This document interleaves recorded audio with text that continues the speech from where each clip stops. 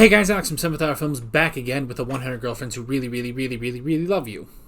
Last time around was the Food Fight Festival, where, Rentaro and the gang, the girls, the fam, all participated in the food fight competition, and Kurumi was basically going through every stage of it, and that backfired at the end when she was really, really full when she was just about to win. But luckily, they were able to clinch the win. Clinch? Is that a word? I don't know. They got the win because their competition was a cheating robot kind of dude. He's a cheater. And Rentaro was able to have the last bite of ramen because it was fed to him by his beautiful girlfriend Kurumi. So, yeah. And that was pretty much that. Kurumi has now gotten along with the other girls and is pretty much good to go. So, yeah, it's pretty much where we left off.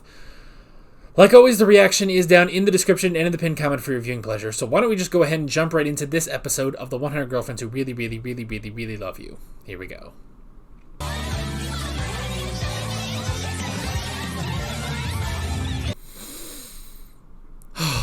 That is like the quickest turnover time from spark to girlfriend we have ever seen. That's incredible. I knew it! From when we saw her in season 1 and she never opened her eyes, I suspected, and sure enough, she is number 8. Are there any women at the Hakari Hanazono, that's their last name, Hanazono estate that we should know about? I do want one time that there just is, like, a girl, just fully designed, could totally be one of them, and her eyes cross with Rentaro, and just nothing happens. That has to happen one time, right? Where it's just like, no, nothing happened. And it's just like, okay, cool. And she just goes about her day, You know what's funny? I don't know if you guys could tell during the intro, but I was tired. I'm going to admit I was a little tired. Not really out of it. I was just like, I was just kind of very low energy during the title sequence. But now, look at me. I'm all bouncy and loud. I'm so fucking loud. But yeah. Oh boy. I love Shizuka. just that little boo. Just the hold on it. And then it just hits Rentaro. That was fun. Okay. Also, I'm gonna be honest with you guys. I don't know how well you're gonna be able to see this. I hope that can be seen. Also, I hope you can read that. That on my notes here, I wrote babies and kill me. So, I just okay. Here's the thing. I'm not into babies. I'm not a baby guy. I don't have babies of my own at the age of 28. I don't plan on having babies anytime soon. And that's okay. That is okay. However, babies are not interesting television. Now, this one barely gets a pass because at the very least, it's like, it still had their personalities in it, Kurumi wants a snack, she goes for it. Karane has a questionable relationship with Hakari, so she goes for it too. And all the others, they do kind of work too, but it's just like, just look. And okay, because I was literally thinking, I was like, what recently has happened? What show have I watched recently that had babies where I was like, babies are not interesting? I almost forgot. It was Doctor Who. Now, this was last year. This was during 2024. This was like one of the 15th Doctor's first episodes. It's literally called Space Babies.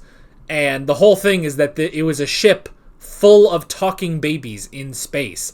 And it's one of the worst episodes of all of Doctor Who, just because babies are not interesting at all, you know? It's, seriously, and because that's the thing, it's not even really a bad episode.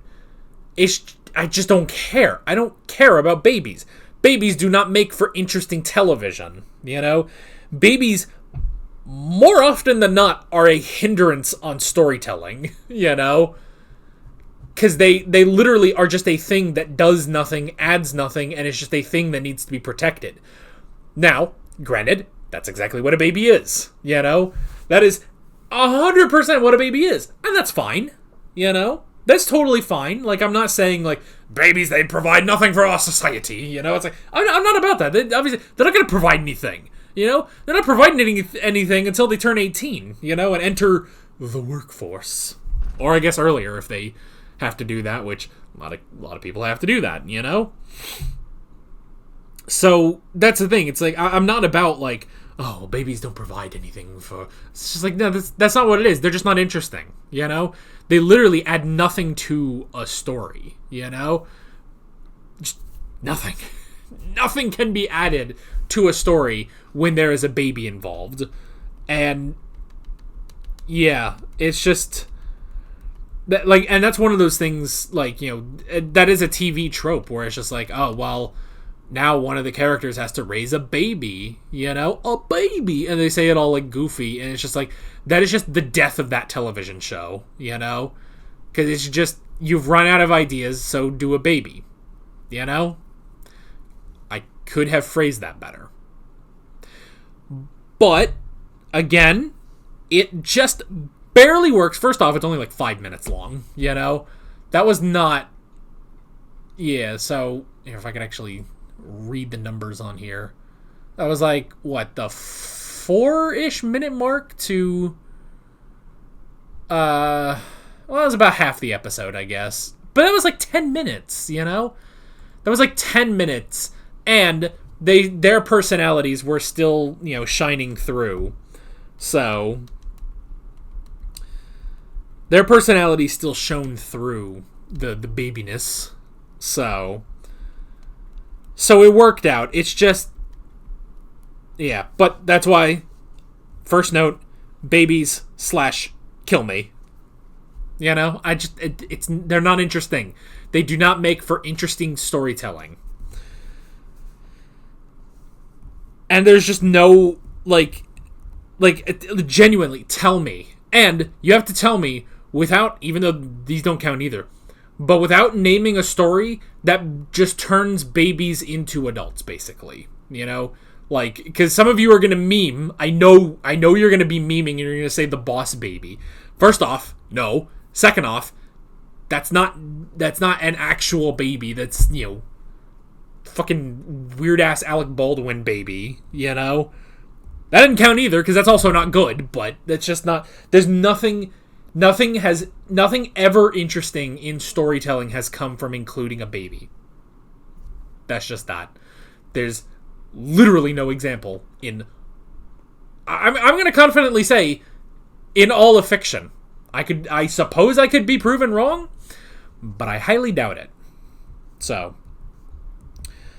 the interesting part of that whole thing was Hakari, you know, realizing how hard it is to be a parent and, you know, appreciating her mother more, and saying, you know, she finally has a chance to just sort of let loose and just be herself, you know, and she doesn't want to take that away from her. But there are fucking limits, you know? There's only so much we can take this whole mommy stuff, you know? I will also give this show credit that...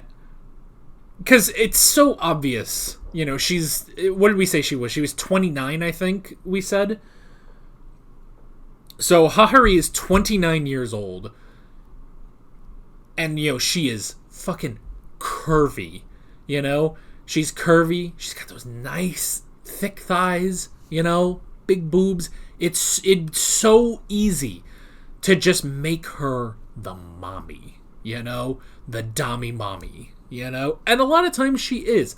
I will give credit that half of the time her mommy stuff is her literally treating them like children, which in a cosmic sort of way they are as teenagers, and just wanting to put them in cute stuff. Because it's just like she just wants to do more, you know, of the mommy stuff that she did with Hakari when she was a little girl, you know? So it's just like, I'll give credit. I'll give credit. She's like half and half, you know? It's not just the, you know, the step on me mentality with Hahari. And I appreciate that. I appreciate that she's not just there to just step her foot onto Rentero's face. I almost said step her face onto Rentero's foot, which I wouldn't put it past her, but still. Anyway, babies, not interesting. Now a maid that can't see, that is interesting. So that was interesting. I also just love going through, and then at the end, just like how to make her laugh, and just like this really long, quite honestly boring way of making her laugh, where it's just like, oh, I accidentally goofed up the words and said, was it my Nair Tororo or something? But that got her to actually laugh, and it's just like this so subdued thing is just like, God, I mean, I don't know, put on some fucking Brian Regan or some shit, I don't know. Like, put on a fucking comedian, like this just little goofy story that Rentaro told. But then the fact that it's like, no, that wasn't Rentaro that screwed up, it was Hahari. And then just her entire existence, like, came to a halt for a brief second because she accidentally laughed at her master. But it opened her eyes, her rainbow eyes, which is crazy. And it was just long enough. It was just long enough for the sparks to go off. So yeah, number 8. I wasn't expecting. I mean, I was kind of expecting we would go to number 8, but I wasn't expecting it would be the maid. Is her name literally Mado? I gotta check this now. I love the fucking chart they have of Rentaro's girlfriends. In order, Hakari, Karane, which they put them both as 1 and 2, so they're kind of interchangeable. They both count as the first and second. Shizuka, Nano, Kusuri, Hahari, Kurumi, Mado. I love that the maid is named Mado. That's funny. So, all right, I won't look any further. I don't want to be spoiled. So, but yeah, but she's number 8, and the whole thing. I'm like, oh, I cannot pursue a relationship with my master's boyfriend. You know, I can't do it, even if I must wither away and die. And it's like, fuck, she will though. We know she will, that she'll end up dying if they don't get in a relationship. But luckily, Hahari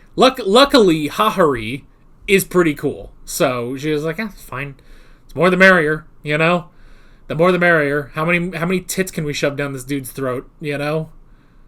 I say that. The show brings out the worst in me sometimes, you know? Anyway, so yeah. Interesting episode. I won't say it's bad, like, because again, like, if any show was going to pull off having babies suddenly as a plot line, this show made it work because it's still them, you know, and it was short, 10 minutes, little gag, move on. Now we're fucking the maid, so why not? We need a maid cafe episode to go with this. Oh my god, can you imagine Shizuka and Kurumi in maid outfits, though?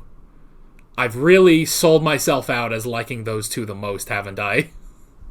Oh my god.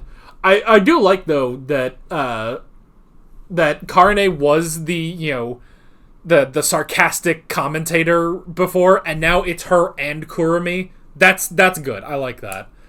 Because honestly, it's like they are very close in personality, but I like that. I like that works together. You know, so as well as the two of them being very distinct. So, yeah. Where do we go from here? I mean, I guess next up, I assume we would have another episode of like Mado, being part of the group. So yeah, like we always do that. We have an episode where the sparks happen, and then an episode of the new girl fitting in with the group. So yeah. And then I guess by that logic, we also have we'll also have a crazy arc in the last couple episodes of the season. But I don't know if we're gonna follow that all the time. So yeah. That is pretty much it. With all of that being said, I'm Alex from 7th Hour Films, and I will see you guys next time. Take care. Alright guys, thanks for watching this video. There's a bunch of links on screen if you want to go click around any of those. There's a playlist with all of my 100 Girlfriends reactions, as well as another video you can go click on if you want. There's also a subscribe button and a Patreon button on screen, as well as other links in the description if you want to go check out any of those. See you guys later.